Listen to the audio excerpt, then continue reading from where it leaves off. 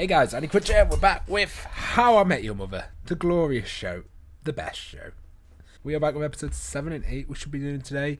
It says Ted loses control of his student after Zoe enrolls in his class. Do we know a Zoe? Do you remember a Zoe? I don't remember a Zoe.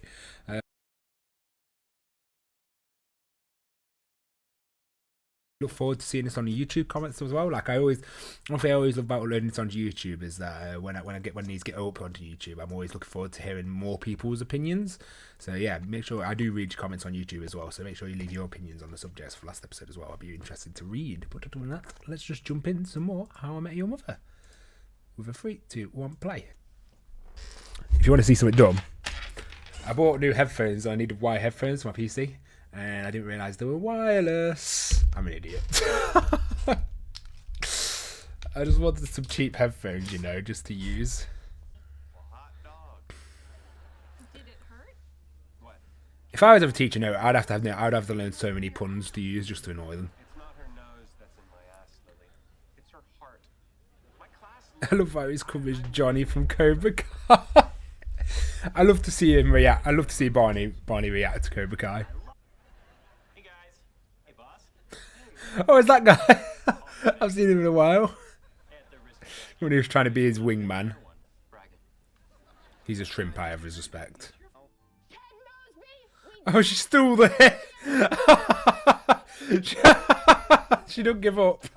In fact, she persisted to another episode. Respects. It's funny how this companies do this. 29 tape. Whoa, you're wearing a green tie now. I'm wearing it. Surely there's a lot of worker rights breaking there. It's Bill Pepper. Light. Bill Pepper. Kind of a coincidence. There happens to be a Bill and a Pepper shaker here on the Any chance you and Bill had a three-way with fork napkin? Oh, God. Nice try. I love how Lily just can fucking get shit out. What was the thing she was doing the whole week? It's like, where's the shit? How do you sleep at night? Oh, fucking hell! Oh, that's who Zoe is. I knew you. Oh, you fucked up. Clear to me that I don't know the first thing about architecture. So. Oh, is the Arcadian Greek revival? I lost him. Look, you're new at teaching. In my kindergarten class. Why'd you have to mention your job? Why would you mention someone who's out for your blood? You DDoSed yourself, my friend. Oh, God. Oh man, this is the Filbert contract. Damn it. Ah! Anyway, he was an embarrassment. A huge embarrassment. You slept with Randy. Quiet's B&B party after we left. You were feeling vulnerable and drunk. Then, from across the not-so-crowded A shrimp came along. your eyes met.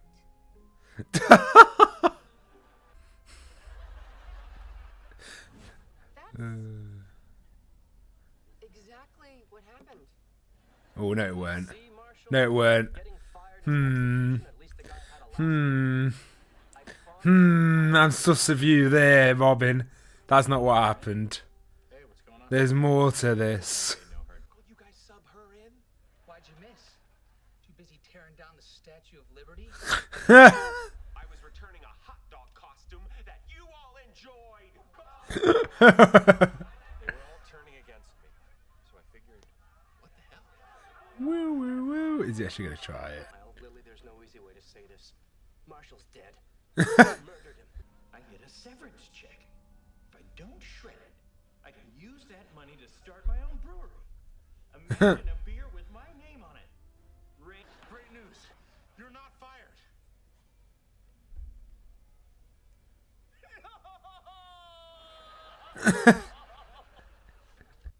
Where's my class?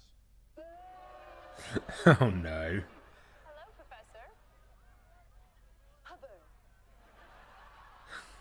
Zoe evil. I don't belong here. I'm born to be a brewer, a hopsmeister. Well, then quit He has a dream. and not tell anyone about it. Even if I wanted to fire you after my talk. Okay, that's why everyone just sort of like leaves. Remember that? Green tie? Nice choice. Listen, Randy, I'm sorry, but I broke my own moral code once and I felt evil. I will not let GNB change me. I will never fire anyone again, ever. Oh, we'll see about that. Oh, what have you done, Marshall? Anywho, while I got you, That was so evil. I'm making dreams come true. Sound effects can really just help. I'm not even here. Randy, the coffee. Okay. Brian looks so buzzed. I've been meaning to cut back on my caffeine. Oof. Try this. No, really go for it. Remember, this guy ruined your life. How are you going to positive spin this? That's just the pick-me-up I needed. Speaking of pickups, can we try? Don't. Ted, you're their teacher. The only people that like their teachers I like my teachers. are my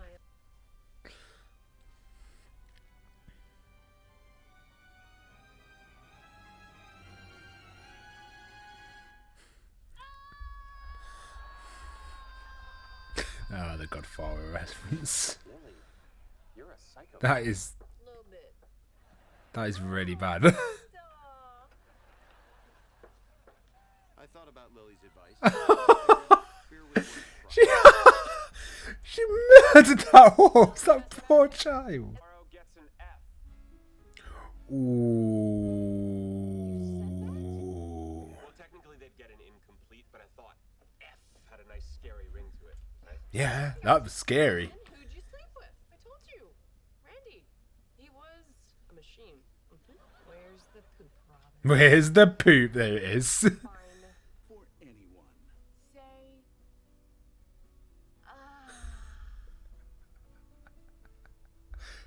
Oh, Robin. Wow. I can't wait to see it. Well, hopefully you never will. They said that they might not even use it. It ran for 7 years.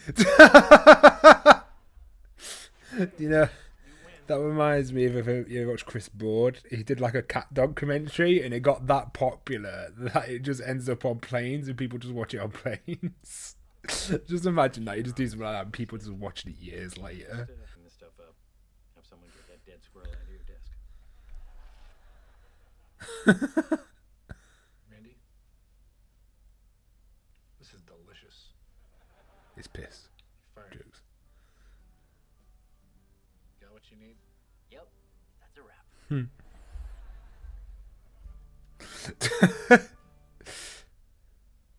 One piss. I enjoyed that episode. That was fun.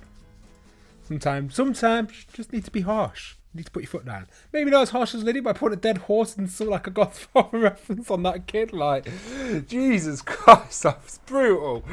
But I think good lesson overall. I found that funny with just a little comment made that the Robin joke even better. Just be like, and it ran for 7 years. that got me. I found funny that it kept Zoe around for and have another episode. I thought that was amusing. And yeah, no, I think that was a good episode. But we're going to jump into the next one. So let's go. Was it the penis episode? Last episode? It was. That was such an odd episode.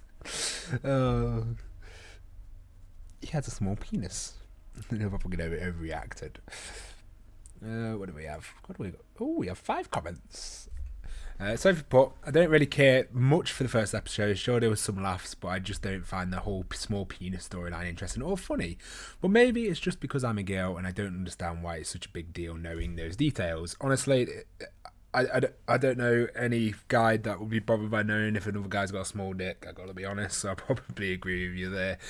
It was just Marshall there. Marshall's just amusing, but yeah, that was, I generally don't think any guy cares if another guy's got a small penis. So yeah, it was a bit random. The post episode on agreeing a baby name was actually quite accurate. Many of my friends are having those discussions these days. I like the storyline. It was relatable. Barney and Robin are definitely my favourite characters. I like them, all of them though. Yeah, I love Robin and Barney. Robin and Barney's great. Agree with you on the type of people you don't like, but I have one more person to add. People who doesn't talk. I'm a person who talks a lot, and there is nothing I dislike more than a person someone who has nothing to say. It's totally fair that some people are like that, and maybe they don't like someone like me who talks a lot, but then they aren't just a good match for me. Like, I don't want to just hear them. I just don't want to hear myself speak. Yeah, no, I'm a fellow rambler. I love a good ramble. Some of the subjects I'll bounce to when in one conversation, it'll be God knows. So I do like talk a lot. I'm not very good at making initial contact with new people. Like, once you broke ice with me, and we've said our highs and I got to know you a little bit, I won't stop talking. I'm very bad when it comes to first contact though. Like, I'm not very good at like initiating conversation unless I already know the person. Once I know them, I'm fine. But yeah, I love talking. I'm never too bothered people don't talk, as long as they like got a passion or something. Sometimes it's hard to crack through people's shells. I find like there's some people where I've like, just like me, like sometimes I've talked to people and you take a little bit, but once you get in there, you're like, oh, you get to know them. It's always fun. It's always fun learning about new people. Like I say, you can never know anyone truly. But yeah, I'm definitely always interested in seeing what sort of type of people don't like. Like, literally, there's this person I know.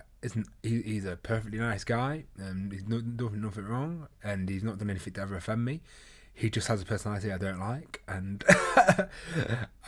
you can't. I think he's a nice guy, but he's just not someone I can stand talking to for long periods, just because we've got nothing in common. Like, his conversation is just talking about drinking, doing drugs, and that's his personality. And it's like, yeah, he's an alright guy, but it's just like, I find none of that interesting. So I'm always like, you can never please everyone, and then I'm always fully aware that someone doesn't like my personality. It might just not meld with theirs, so it's always interesting because everyone has a different personalities.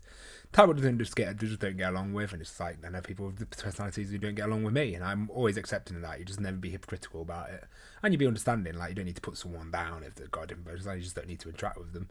But I do find it quite interesting. Like I say, you can't be liked by everyone, and therefore you can't like everyone at the same time as well. But it is interesting.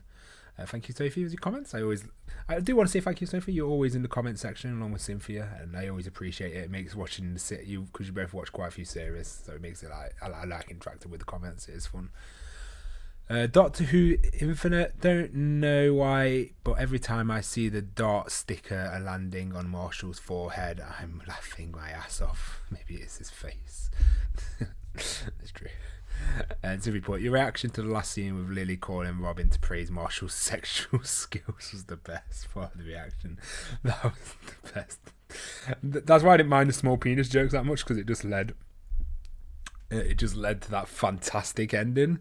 Barney using the wizard peck of Ted was savage but necessary.